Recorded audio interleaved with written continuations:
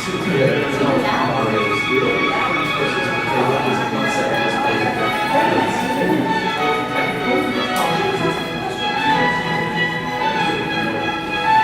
度差唔多。我俾你坐呢度。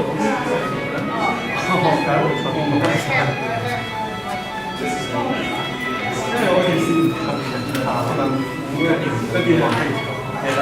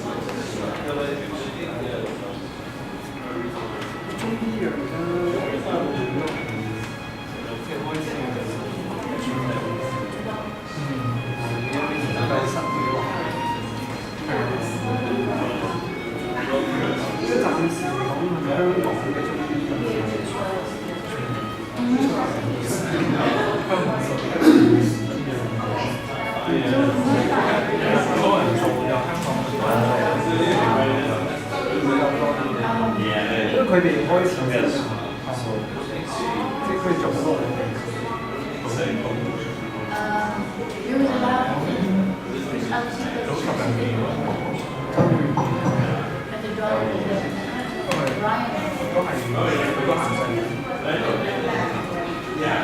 It's the first program here. We're going to start today's workshops in about 5 minutes. So enjoy your lunch, enjoy your conversations.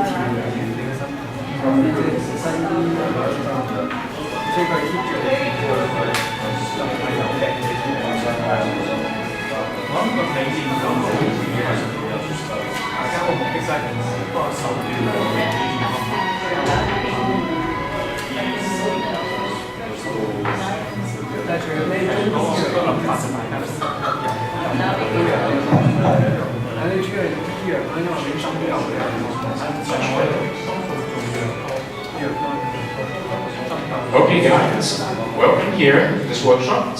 It's 12:15 now, and yet we're going to get started. When we get started on time, we're going to end on time, because we have classes here at 2 o'clock, so we're going to work it out today. First of all, thank you for coming here. I'm privileged to have so many participants in this workshop, and it makes me feel very much encouraged. And when I look at your smiling and encouraging, lunching, it makes me feel so much better. So this is the workshop on October 23rd, CTLE workshops on documenting learning with student ePortfolios. So I guess when you select to come to this workshop, you definitely have some ideas about what portfolio is all about. Okay, I do not need to tell you all this story. Instead, I would like to hear from you what exactly you have in mind. Okay, be specific right here. All right. So in order to kick off today's workshop, I would like to bother you a little bit. So you see the microphone is somewhere starting from some table, and I'm going to give each person 1 minute time to introduce yourself and help us to understand what you expect from this workshop. So, may I just invite Mario, because I gave you the microphone. Could you help us to introduce yourself and tell us something about what you expect from this workshop? Yes, it's on. Well, yes, I'm Mario. I'm the Portuguese department. I'm Mario Nunes. I'm one of the teachers at the Portuguese department.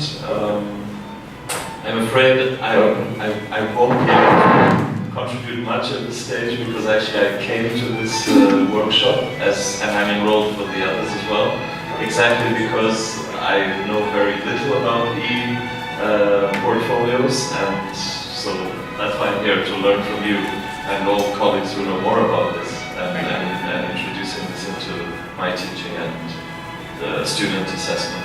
That's very good. So I'm sorry. Pass the microphone to one lady who will introduce herself. I'm Negociada from Portuguese department also.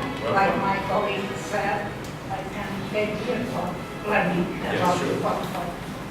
Do you have any expectations? Learn something. Learn something, yes. Could you pass the microphone to Jinji?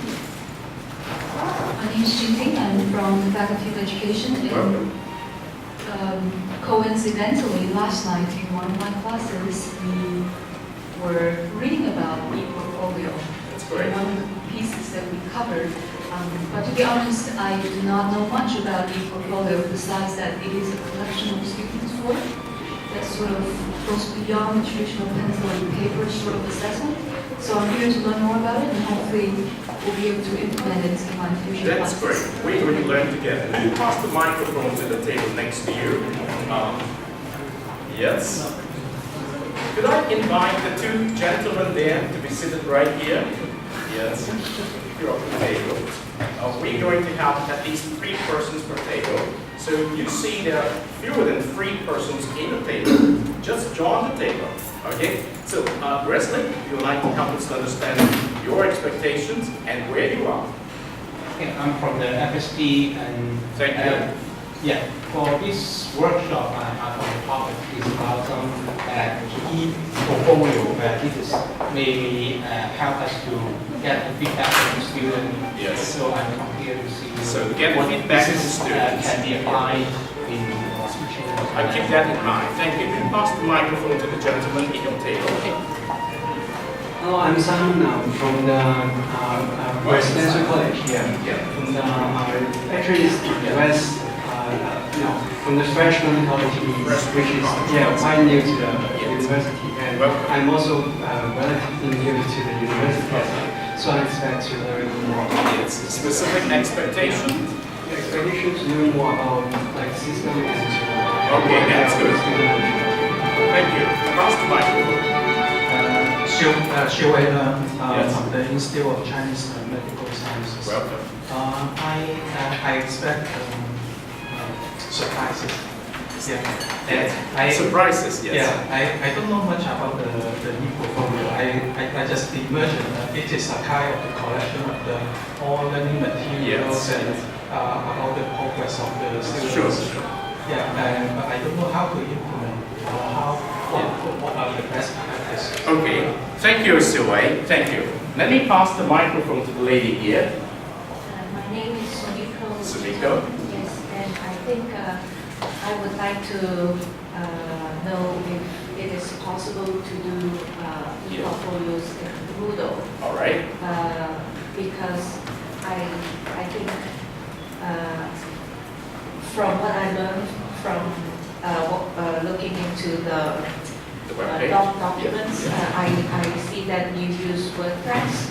But I would like to know if it is possible to use UN Moodle Yes, okay. for portfolios. Thank you very much for the specific expectations.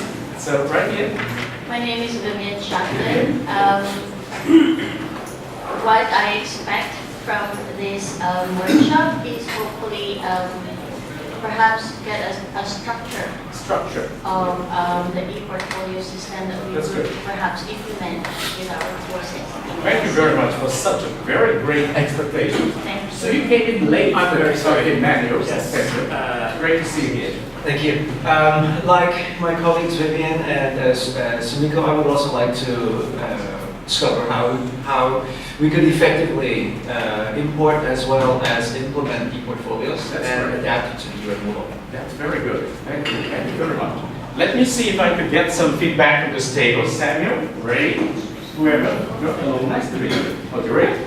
I'm Ray. I'm from the residential college. Great. So I want to know something, understand more about the ePortfolio and how I can use the ePortfolio to promote the development of my students in the RC systems. So use portfolio to develop students based on the whole person education concept. Yes. Thank you very much. Could you pass the microphone to Samuel? Samuel Choi, also working for residential college, and we are now considering to develop a kind of college curriculum which would be applied to all RCs. Exactly. Thank you. And about 3 years ago, I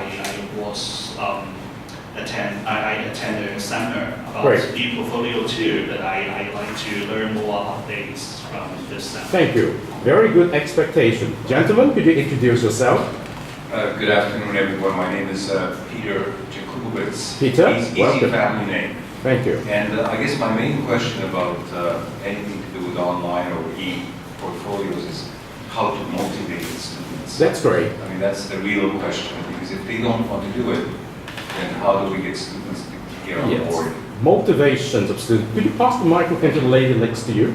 Introduce yourself, please. Hi, good afternoon. This is Vivian Vivian? from Jubilee College. Okay. And I'd like to know how to use ePortfolio to help students to schedule their RC activities. All right. Portfolio to do scheduling RC activities, somewhat like an organizer. Could you pass the microphone to the lady next to you? Hi everyone, this is Natalie Wong Natalie? from Pearl Jubilee College. Welcome. I would like to, it's actually the same question on motivations. Motivations. Student motivations. Right.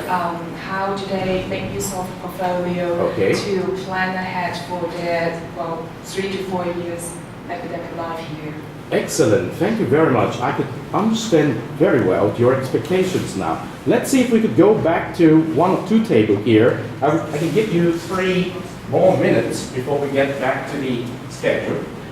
Sansia, could you help us to understand your expectations? Hello everyone, I'm Sansia Wan from East Asia College, also one of the residential colleges here. Welcome. I think just our RC college have already mentioned we are planning RC program, and then we are looking to see how maybe we can integrate the RC program or events or activities that the students may initiate, integrate this with the ePortfolio and see how they reflect on their learning throughout the program. Surely I can hear a lot of expectations behind them. So could you pass the microphone to this table? So Lisa. Thank you. Here is Lisa from the Faculty of Education, and I am a postgraduate student studying in Faculty of Education, major in curriculum instruction. I'm recently taking some courses in curriculum design, so I want to get some inspiration from the interaction with the participants and the coordinator. Thank you. That's very good. Exactly the expectation behind helping a student to learn, right? So Chris, any expectations? Hi, I'm Chris. I'm from Canada, and I also work here as the e-learning technology officer. And I think e-learning, e-portfolios will be quite useful, and I'm just here to see what people are doing with them. Thank you very much. So, Josh? Well, I'm also from the ELC, where three of my colleagues are over there. I'm interested to see how ePortfolios can be used for independent learning, and also what other programs people are using for ePortfolios. That's great. Independent learning, to help students to do more independent learning, to help students to grow, to organize activity within the residential college. Well, the theme of today's workshop is to document learning. Well, if we look at some research result, which I've already put it here, somewhere under observe, okay? So there's a research called Identifying ePortfolio Practices at AAU University, 2012. They polled and asked opinion from more than, against 100 universities in the United States, and then asked to see if they're using portfolios in the colleges or university, and if they are, help them to understand what they are using the portfolios for. And one of the several essential purposes of using portfolio is to help students to learn independently, to help students to learn how to document the learning, to help students to become more responsible for their career and personal development planning. So these are very consistent with some of the messages that I picked up from you just now. So if you look at the websites today, I do have prepared something for you. I guess the idea behind proposing this workshop at the University of Macau comes from the 10-year strategies statement released in May this year, and one of the specific points in the strategy said we need to do more learner-centered teaching. So when we talk about learner-centered teaching, it means we need to do something very specific to particularly help students to learn with the sense of responsibility. So we're looking for some kind of effective educational practices that could help students to learn on their own effectively, and what we need to do is to gather evidence of the learning and also evidence of the growth. So the reasons behind doing a portfolio workshop is to see how much this understanding has been established among faculty members in this university. And from your feedback just now, I feel very much encouraged. So to carry on with our workshop, we've just finished the first 15 minutes. So if you look at the agenda for today, we've done some introductions now. What I would like to do into the introduction is I would like to give you some basic ideas of what exactly is meant by portfolio to help our students to learn. So let's try to see a few minutes of talk. Now, don't worry much about it when you look at kids here, okay? Let's see if I can get the sons here. Turn the sound back up under. Yep, right here. Okay. A lot of the ideas here are quite worthy of our reflections, okay?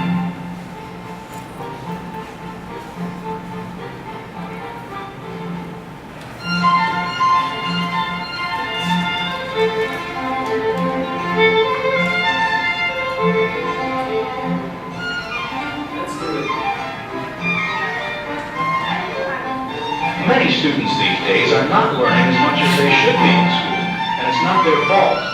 When students are taught using a class-by-class, subject-by-subject basis, they learn less than students who are taught using what's called an integrated curriculum. An integrated curriculum places less emphasis on teaching just the subject, for example, when students write stories only in English class, and more emphasis on the connections that exist among different subject areas.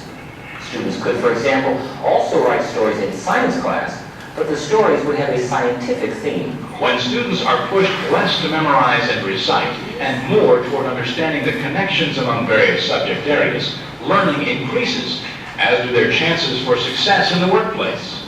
Miss one letter. More and more, businesses are looking for workers who can solve problems. In order to be successful problem solvers, workers must be able to integrate various types of information to come up with a solution. An integrated approach to teaching helps students learn to put a variety of ideas together. Make sure to point out to children the connections among subjects you see in the home, and ask them to describe how different things are related. Integrated learning works at school and at home. This is Education Plus. One more time, what does it make it? A fourth. Fourth. Okay, it's a very short video. There's a core message built in this video which is quite consistent with some of the expectations we have already voiced out when we talk about our expectations behind this workshop.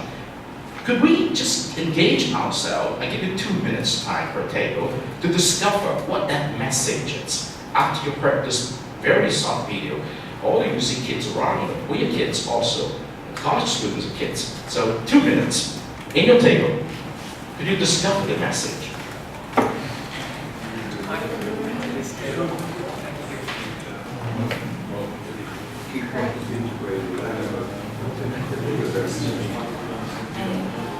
You know what you have to do versus.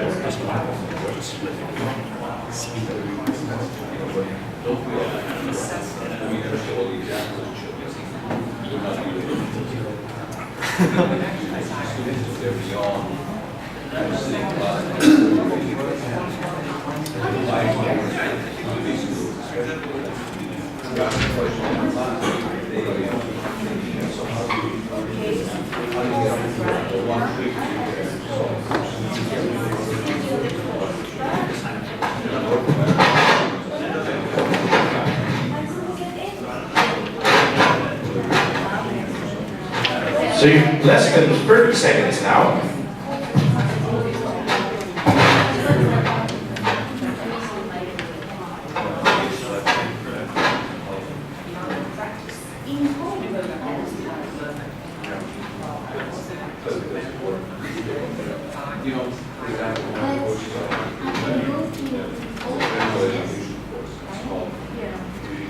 Okay, let's start the next forum.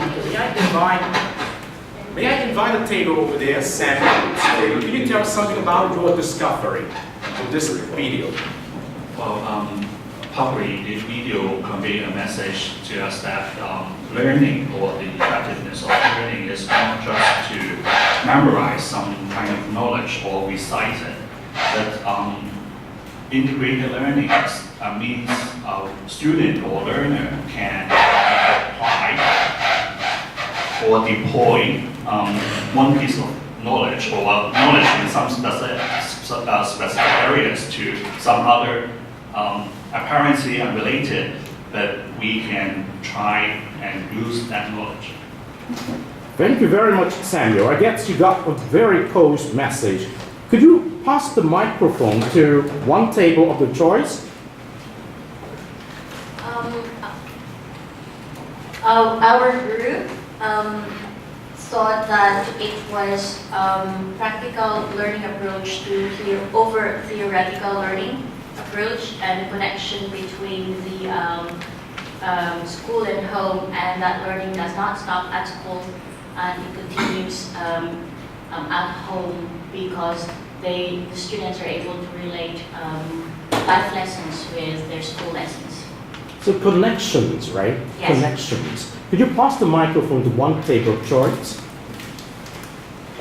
While they're passing the microphone, I actually have a question because I'm Sure, a bit sure. confused Okay. on that. Because my understanding and what the video indicated, that integrated learning was the idea that a skill was used across disciplines. An example of that is writing across the discipline. But I'm not sure how that connects to ePortfolios in any way, shape, or form.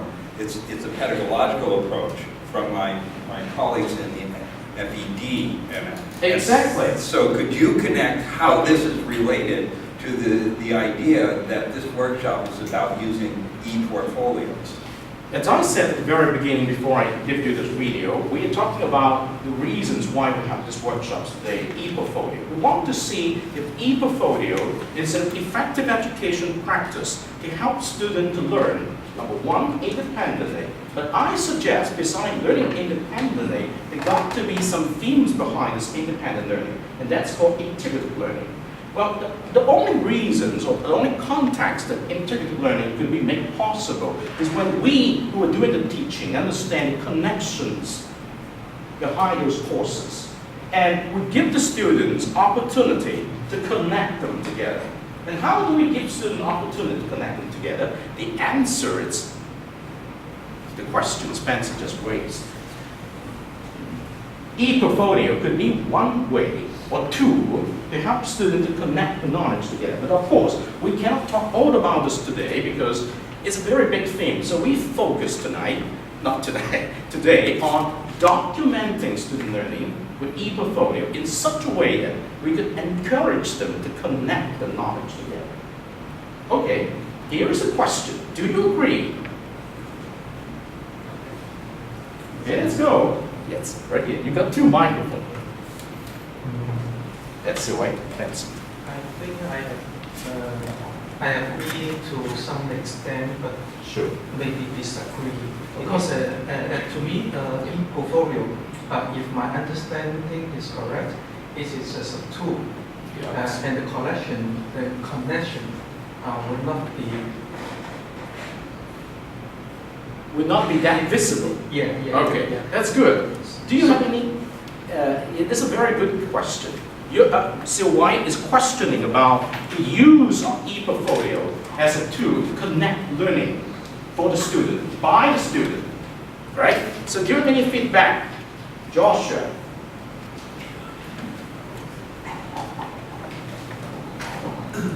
Well, the video made me think about our own context and situations. Since they're talking about integrating different subjects instead of each subject being taught differently.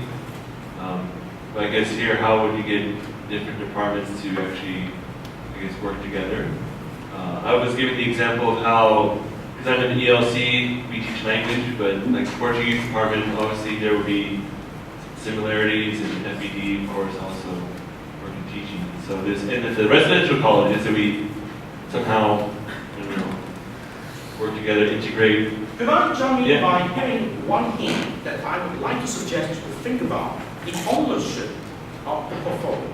Who is owning the portfolio? The teacher, the program, the department, the faculty, or the university, or the students themselves?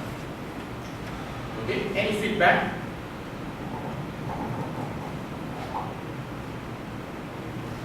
It's maybe from the faculty of education. What do you think? To answer your question, I think that the connection is not very clear at this stage yet, because I think that we need to know more about how connection is actually made possible by using this documenting tool of ePortfolio.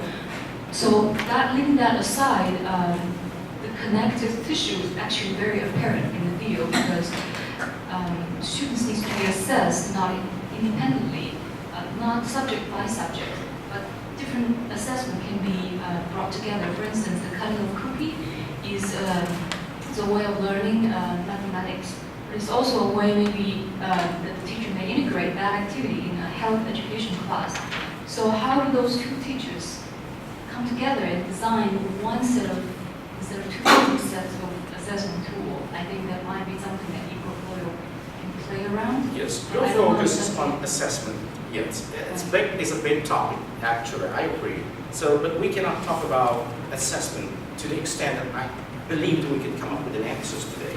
But think about the portfolio as a tool that is supposed to be used by the student himself, herself, to integrate his learning after participations of each course.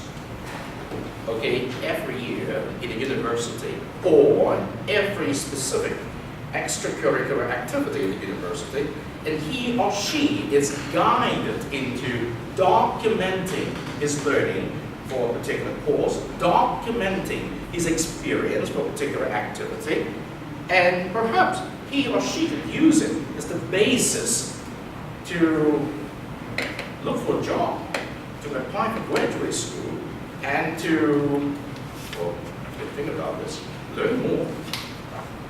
Okay, Spencer, is I'm still confused. Okay. And so you have definitely the right to be confused. Yes.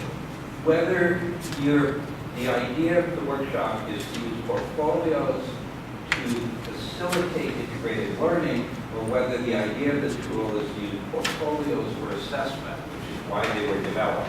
Very in the good. first place. Yeah. And I think it comes back to the issue that was raised multiple times. Okay. That is motivation. And so as a student, why would I want to do this if I'm not being assessed on it and it's not valued by my discipline?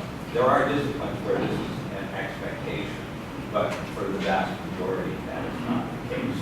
And let me finish. For those students going on to graduate school, when they apply to the sciences, they don't send me a portfolio, and I don't want to see one. So why will students do this if it's a tool? So I'm still unclear of the motivation. Okay, I could use one institution's example to try to see if I could win some friends here. That is from the City University of Hong Kong. Okay, they have been doing portfolio in the past 5 to 10 years, and this is the video they produce for students to understand the meaning behind it.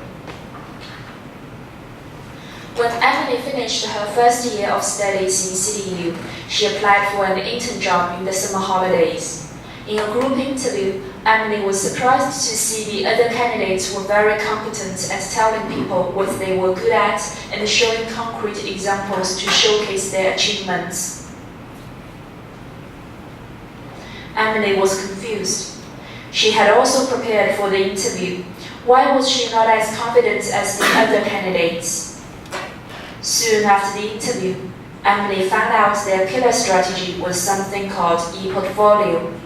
So, what is an ePortfolio? An ePortfolio is a way of presenting yourself online, a multimedia environment of personal artifacts selected for a specific purpose from a personal repository or archive. In an ePortfolio, you can showcase your best work to present evidence of your expertise and accomplishments to a specific audience, such as an employer or teacher. An ePortfolio can also be a learning and a management tool to help you organize your goals and activities and to encourage deep learning through collaboration and reflection. No wonder the other candidates were so confident and competent. Now Emily realized that her CV and covering letter were really not sufficient.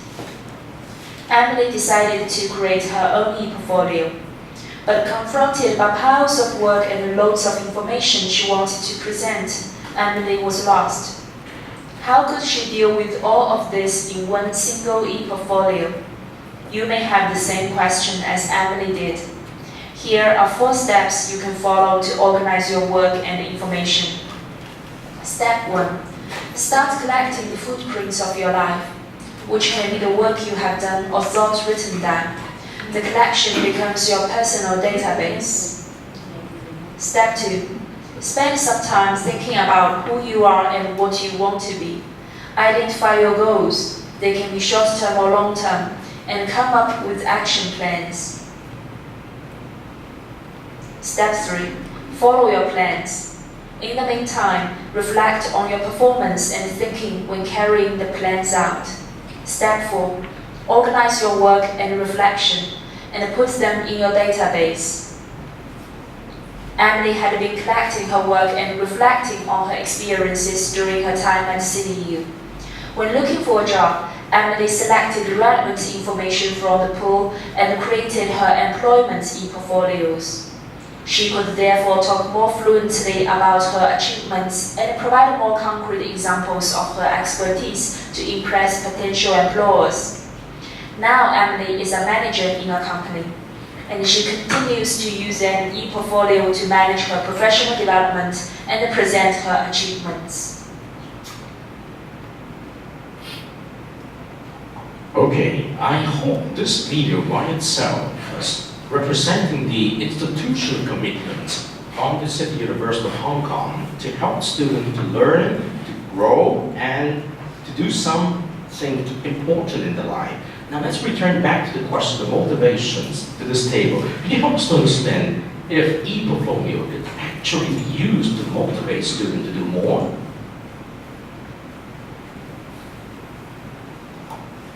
You need to think, or you can give immediate feedback after watching it. Any table who would like to jump in, still wait.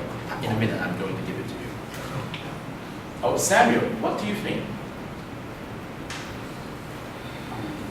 I consider ePortfolio is like a tool, probably not provide or motivate students to their learning, but easy for students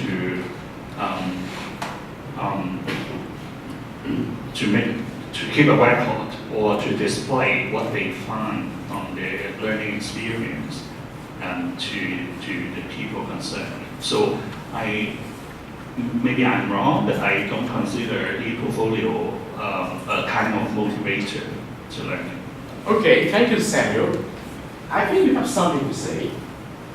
Okay, so do you have something to say? Only from my own experience being with internship, instead of simple form to tick and cross, students were asked to write a reflection of their experience and put together in a sort of e-portfolio.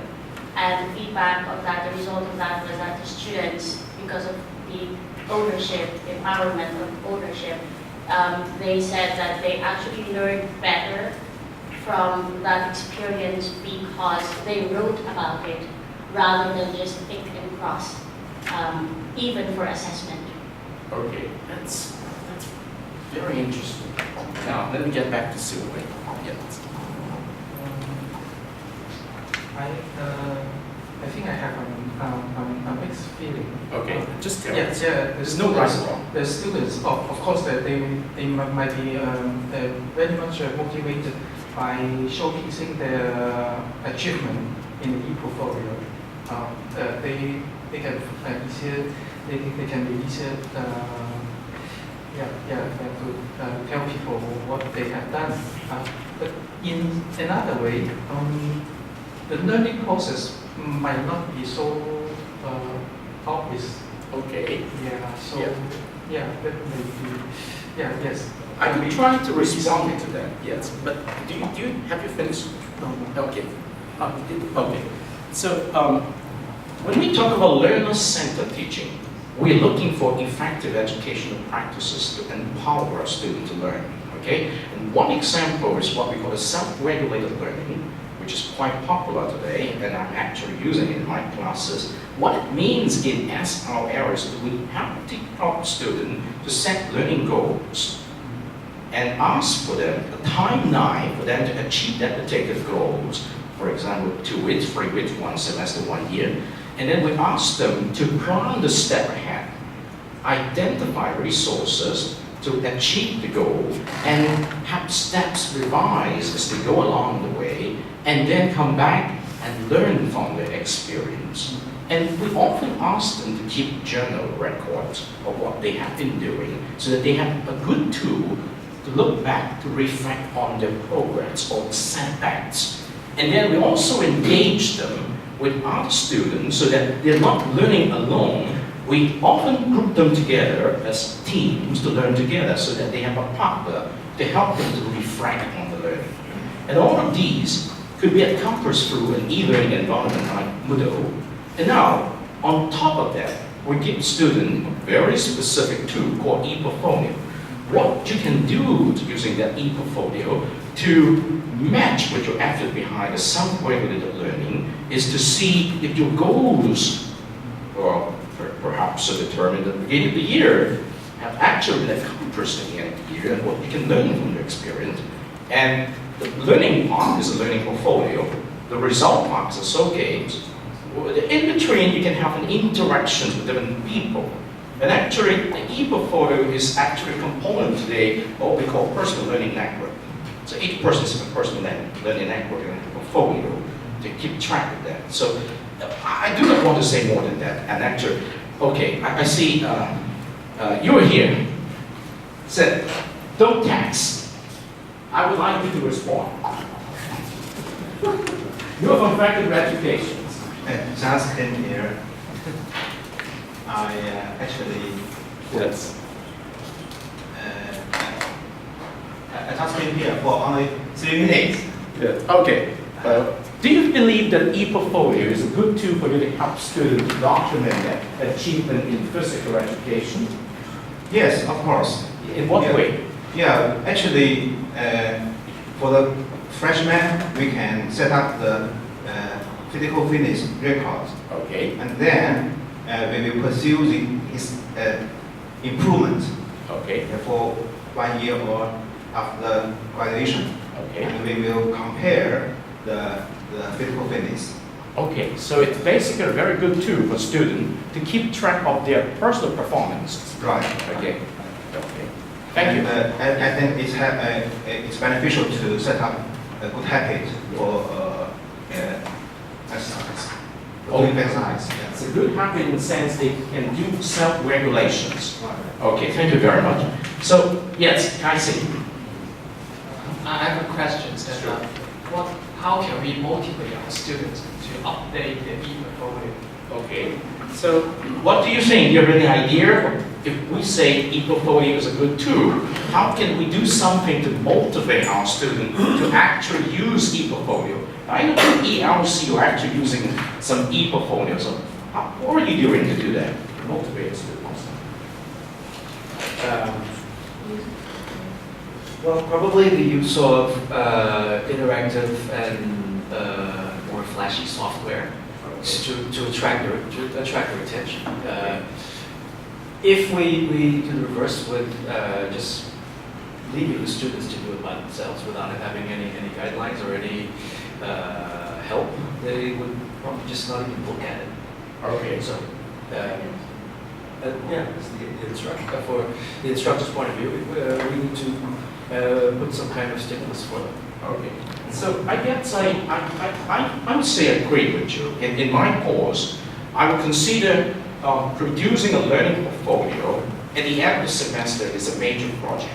So that they put together what they have done at the beginning and in the middle of the semester, and each student has to produce a learning portfolio to represent his accomplishment or difficulty, so that I could, and one thing that is very important that I value is reflection on each particular homework or activity. In that sense, yes, Mark. I just have a question. Are there models to build ePortfolios depending on the subject you're teaching and the students are taking, or how's this? Well, I can actually show you some of the examples here that I've been working with students over the past 5 to 10 years. But I guess based on the experience of City University, they produce quite consistent generic template for each course, particularly general education teacher, to invite students to do specific reflections on information literacy, ability to identify resources to solve problems, critical thinking. Yeah, items, and then they provide rubrics, and then they they design learning activity, and then student complete the learning activity, and then they have to provide their self-assessment based on the rubrics. And then students come together and discuss with one another, and then they write reflections on that again. But it very much depends on the subject. The subject itself is a very technical subject. I'm doing it in programming language architecture for some years, and I must tell you that it's not smooth. A lot of students don't like me because it's a lot of work. A lot of work, okay? But they do not see the value in it. But the portfolio is already there in the Google site forever if they don't relate it themselves. And I often use it as a showcase when I go to conferences and seminars to demonstrate that this is what my students do. Okay? So I guess this is one way we can encourage students to do more. But yes, motivations, it's very difficult. My students do not buy into learner-centered teaching when I give them more freedom to do something because they believe it's too much difficult.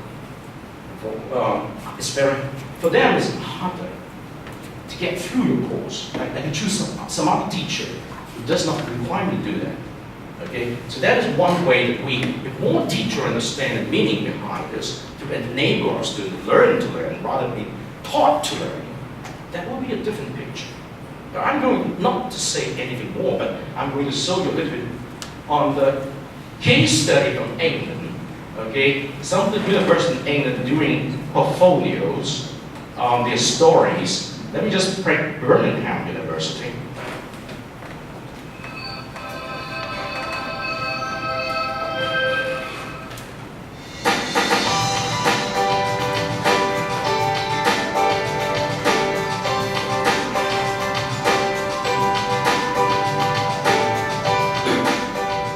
ePortfolios play an increasingly important part in effective student learning.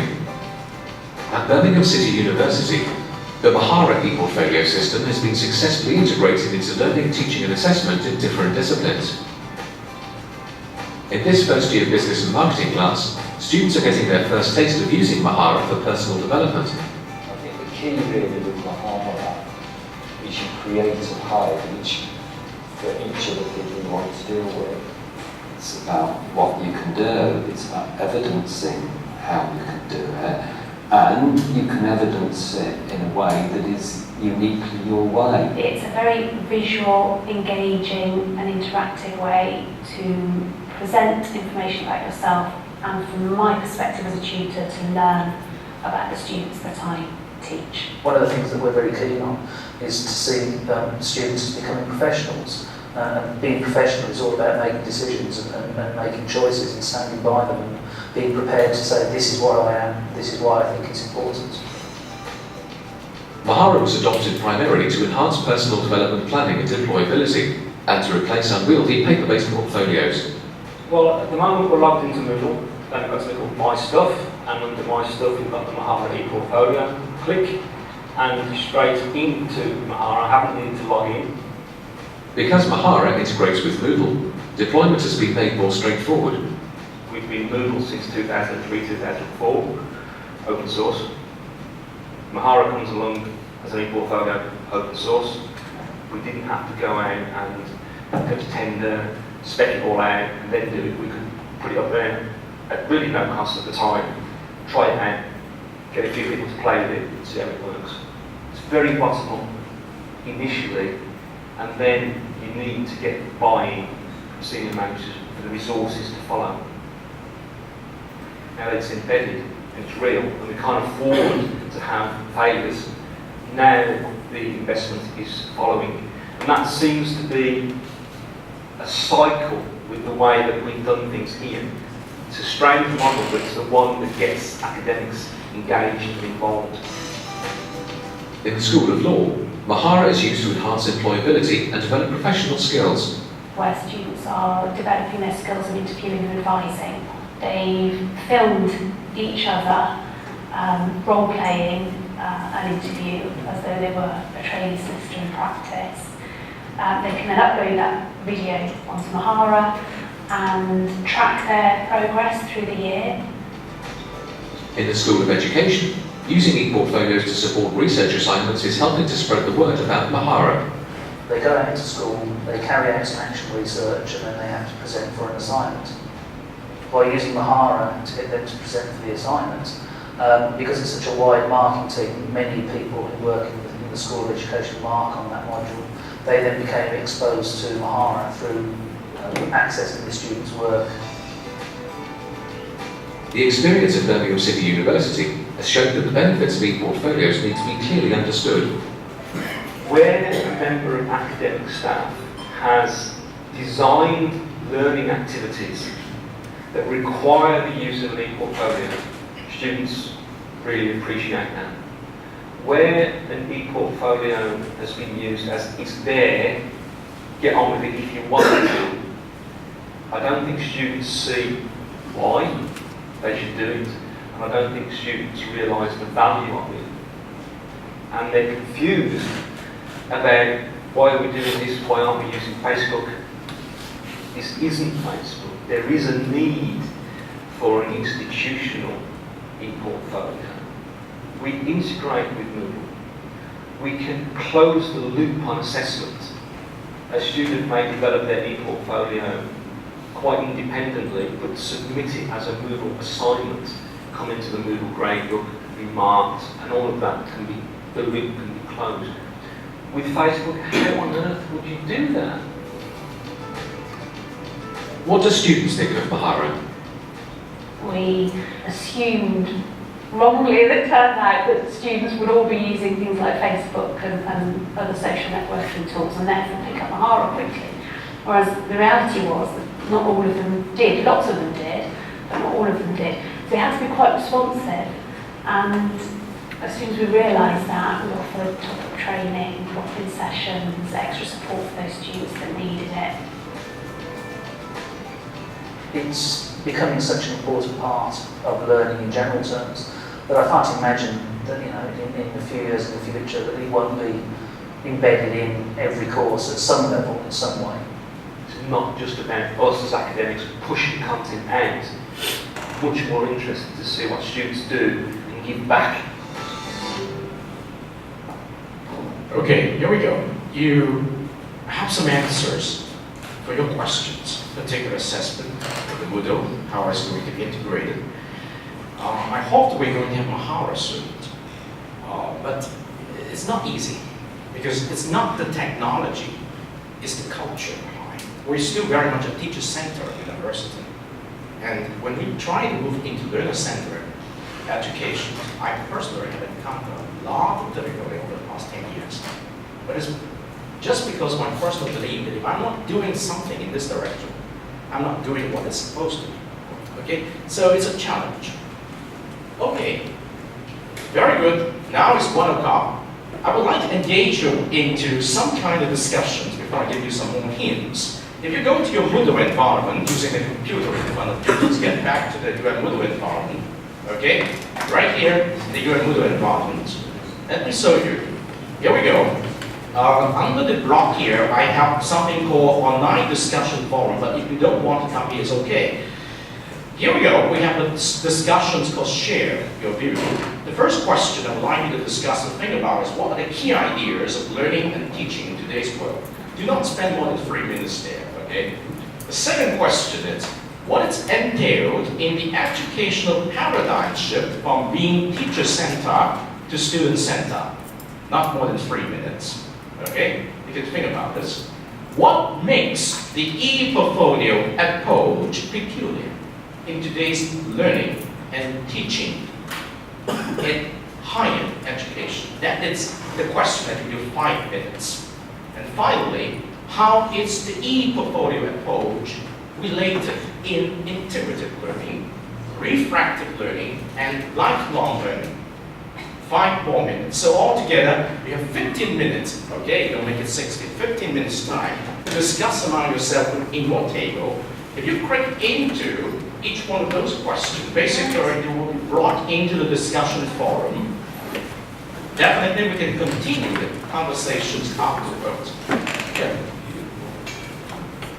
Not yet, because I didn't see your name, but I can do it immediately. So, go ahead, talk to your members. Are you getting graded on this? Well, with the help of some assessment rubric that you can come up with on your own, that I'm going to use your rubric to give you a grade. This is feeling an awful lot like a class and an assignment. I've been through enough classes. Okay. I like this. The question is this a class? Are we getting graded on this? No, you're not obliged to do it, but I just want to give you some time to think about what you have observed at the first half of today's workshop. I think it's time that you may not need to do the discussions of that question if you like to. You can. But it's a time for you to precipitate the ideas you collect at the beginning and try to share that with your members. If you like, you can use the question suggested here. If you don't like, feel free to share your views in your table, and we'll come to that. And thanks to Spencer, he's always there to help me to turn the tide. Excellent. Okay? You have 10 minutes time, and then I'm going to prepare something for you. That's Joshua.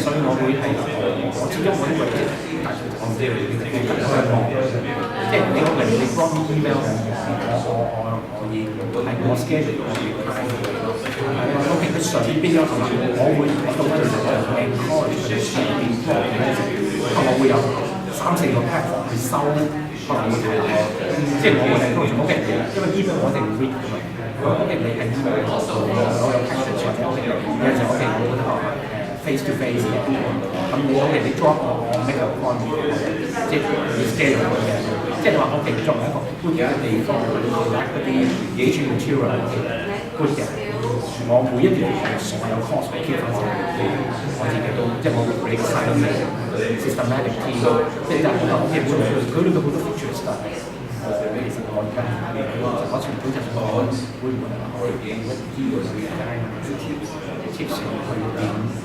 即係我冇時間去咯，其實我唔會 expect 係咁樣嘅，即係唔係佢全天佢話佢冇操作佢係特先某個方面嘅，即係唔係簡單好似啲用咁但係好似即係有少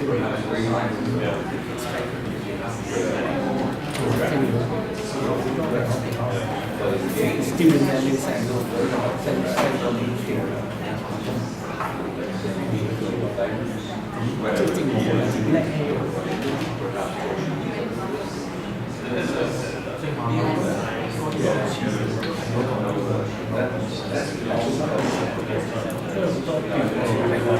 我同個學生嘅 connection 就我自己選同埋學生我自己有 connection。同其時學生就會可能做數咁多，唔係話做，係即係本科嘅內容，甚至你都但係就可能每一個人你自己做 keep track 佢嗰個情況。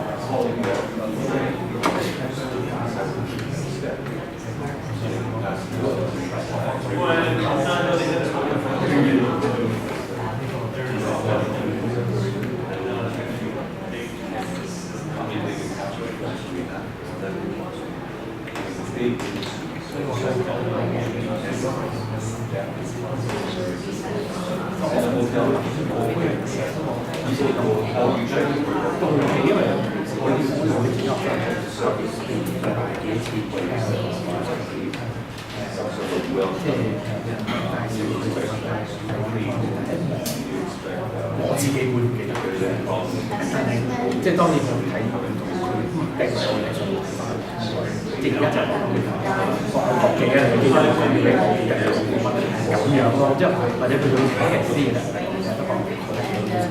不過就可能因為呢啲嘢我所以要嘅講佢用咗好多嘢。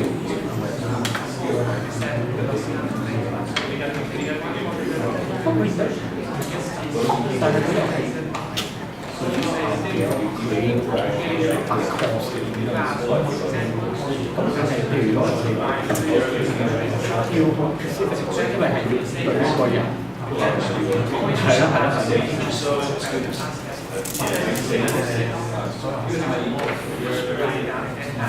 係咯，我之前你嗰個分享好緊要，即係如果我唔知其實我哋學校會 create， 即係譬如我哋佢係成個 class 嘅學生嘅但係成個課，呢個係我哋需要俾呢個 create 自己揾物嘅思，就是一個 course， 而家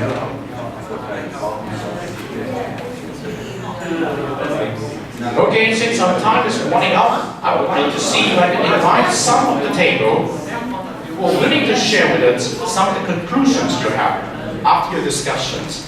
It's very important that we catch the time because at 2 o'clock we have a class coming up. I've just distributed, informed you of the specific paper here called analysis, the benefits of ePortfolio from the teacher's point of view and also from the student's point of view, which helps us to understand some of the discovery of the research done in the United States. Of course, Spencer knows them all. So may I just invite the table here to share with us some of your precipitated ideas on ePortfolio. Peter? Yes. Yes, I think we had a bit of a discussion here, but the real question that comes down to this idea of ePortfolio is, what is it that we're teaching the students to learn? Because the example I came out with is the gaming industry. Many students are going to be getting into the gaming industry in Macau, so what is it that we would need to teach them in order for them to succeed in the gaming industry? I don't think we're going to teach them to be a croupier, so card dealers. Okay. I think a secondary school student can do that, so you don't need a university education to be a dealer. So what is it that we're really teaching them? And I think coming back to this idea of ePortfolio, well, they want to show the employer that certain things that they've done at the university are applicable to the job. And they can keep an electronic copy. It could be on a USB. It doesn't have to be in Moodle. It could be very portable. And they can bring that with them, like a video clip of the student doing problem solving. They can show the employer. So this could be considered an ePortfolio. Anyway, basically, that's it. We spoke about a lot of other things, including the quality of the sandwiches, which happen to be very good. Thank you very much, Peter. Could you pass the microphone to the table next to you, the ELC colleagues? Yes, go ahead. If you have ideas to share, yes. Did you want us to answer the questions? Just share your discussion with detail. It's okay. It's not necessary to answer to those questions. Okay, I think mostly it depends on what you're doing really. ePortfolio may not be applicable to all the things that we do in our courses. we may have to be selective as to where and how we can implement ePortfolio for the benefit of our students as well. Okay.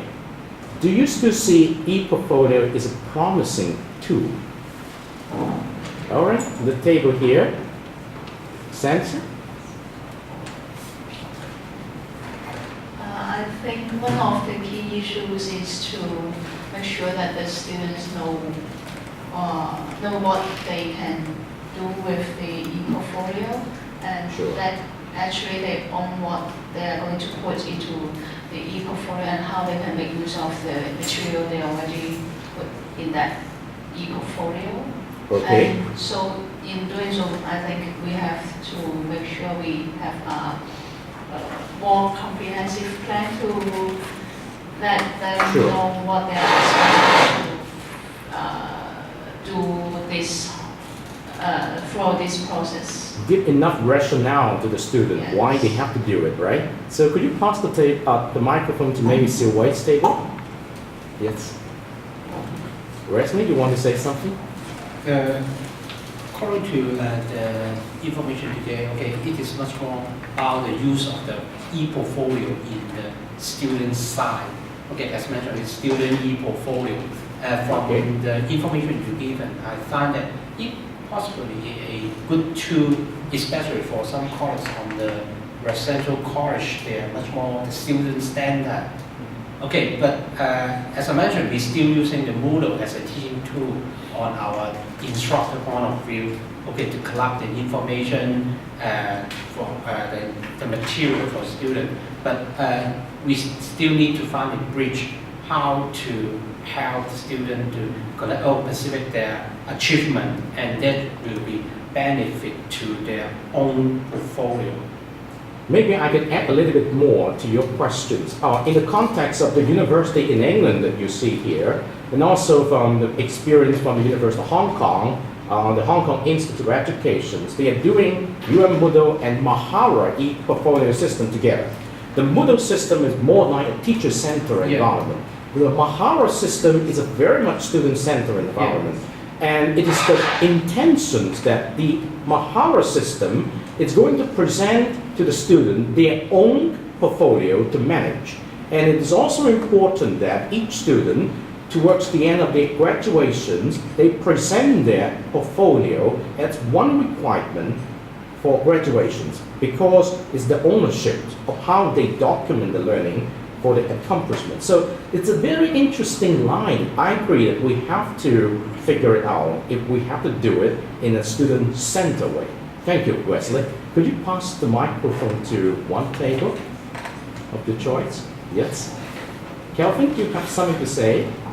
Or Jing, or yes? Well, in our table, we're a little bit more suspicious of the tool. Okay. We remain still suspicious of the tool because the rationale for the shift from the students, teacher-centered to a student-centered sort of paradigm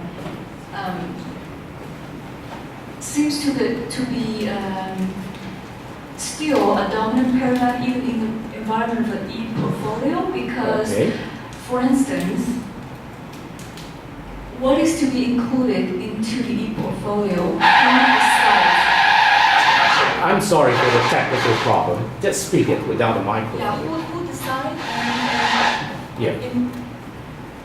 Who is going to decide what, right? Who is going to decide what content is to be put into the portfolio? Yeah. I mean, as the end of the class assessment, it is still pretty much the teachers, right? And then we also talked about how effective can it be if we only solely rely on students themselves? Okay. Because at least in our current situation in UM, a lot of students are actually expecting teachers to do the work. Yes, sure. They don't want to be overburdened by this very high sounding rationale. Looks like Josh is very eager to respond. Yeah, I agree with you. I remember when I first came here, I just had I was really kind of learning that most students, they could pick any book they wanted to read. But students, this is very daunting. They wanted me to tell them exactly what to read. So idea for some of the students. In the way I've been trying to do ePortfolio independent learning is I'm giving them more guidance than I guess I would if I was in the US. I don't know if we've had the same situation.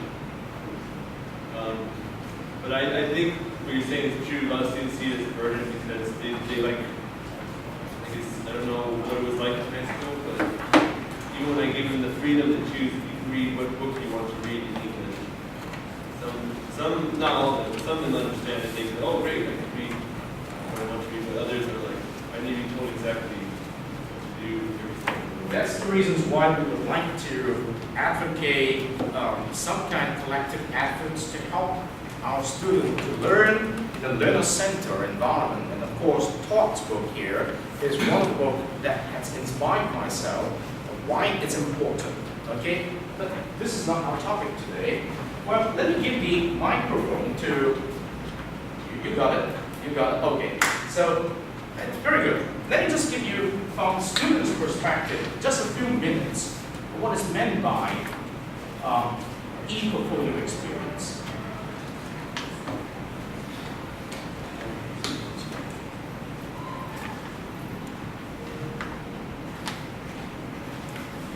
I've used the ePortfolio to log things I've done in college and take pictures of some of the stuff I've done, like in brickwork, and show the things I've done in class, or uploaded photos, get like a diary, all the stuff I've done in class, all the practical work.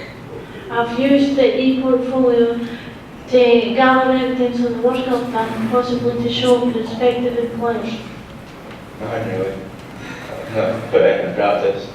Writing CVs and stuff, pictures of what we've done in practical classes. The online learning and different websites related to employability skills. Getting the courses for that on that ready for work website. We've used our ePortfolios for our learning styles and our SWOT analysis. Use the ePortfolio for employers to view the CV on. I used it to show some photos of what I've done in college. If it's done by a digital camera, you can just download images straight onto the ePortfolio instead of having to print them off and get them the right size and everything. It's an advantage having an ePortfolio because you can just stick it straight onto a job letter instead of sending out a CV and lots of other pieces of paper. Also, the CV will go out of date just as soon as you post it. With ePortfolio, you can keep updating after you've sent the letter. The good thing about the ePortfolio is you can put as much on as you want. There's no real limit on what you can put on it. Actually, I don't think there's any bad points. The bad thing is when you're posting it onto the actual thing, it takes a while for it to load up if it's a big amount of memory, so it does take a wee while. I just prefer going in with a CV and having an interview like that, because I never really had an interest in ePortfolio, and thought it was quite difficult to get started on it. I would encourage them to get an ePortfolio because it's handy. I'd encourage someone to do an ePortfolio if they haven't already got one because it's good for a lot of things. It's good just to evaluate yourself and to show employers. Good reason to have the ePortfolio if somebody's not used it before is they can log stuff in and they keep stuff up to date. You can't lose it if you're just doing a piece of paper. And you can back up and just edit it anytime you want. I think it's improved my employability skills because it's shown me where I have to improve and what I'm pretty strong at. I've learned a lot during the employability skills course, and I never knew there was so much in employability skills apart from it was health and safety. I never knew there was learning styles or anything along those lines. I think the ePortfolio tells an employer a lot more about ourselves than what a CV would do. I think it shows the employer in me because all the other boys at the job site were handing out CVs, and that didn't say much about them. It can help you get a job because you can send the employers your ePortfolio and then they can look at it before you go for the job and they can see what it's like? I think it's helpful to employers because it doesn't have to do what you've done. It lets them know what kind of things that you've tried doing, and you can give like photos of what you have done, so they can do it. I bet Stephen maybe then Data, ePortfolio. I thought it was similar as well because keep changing stuff gets a bit boring. I would rate the ePortfolio 10 out of 10. What's your most general close say? 8. I'll give it a 3. I gave it 7 just because it could work for other people, but just it's not for everyone. 8 out of 10 because it's really useful in some places. On a scale of 1 to 10, I'd rate the ePortfolio about 7 because it can get a bit boring, constantly updating and things like that. Well, since the time is running out, we just have 15 minutes left, I would like to see... So I've become more confident myself because at the start of the course we were a bit nervous, we didn't talk to each other, never can joke around and have a laugh. I mean, like it says makes the group more confident. Again, students all around the world will have some kind of experience about ePortfolio when the school introduced them to them. I guess it's no different in culture, and we have a challenge ahead. If we want to use ePortfolio the best we could to motivate our student and help our students learn independently, to do interpretive learning. So I think we need to keep the conversations going. What I have prepared for you today to respond to the question assessment, it's these particular research literature called electronic portfolios and student success, effectiveness, efficiencies, and learning. This was produced in 2010 by Tracy Penny Light and Alan Chen, the two, I would say, very admirable scholars doing a lot of work in ePortfolio. And they use the ePortfolio along the context of the value rubric. Value rubric is the valid assessment of learning in undergraduate education. If you go to the Moodle website, I've already given you all the rubrics here and down in the links here, the value rubrics. You can take a look at the value rubric. This is very valuable for you to think of when you design your learning for your students. And another very important case study based on City University, Hong Kong's experience. They have produced 10 specific case studies across the faculties there over the past 5 to 7 years. So it's very good. Right there on your table, you can study how your colleagues in the other university have done ePortfolio work.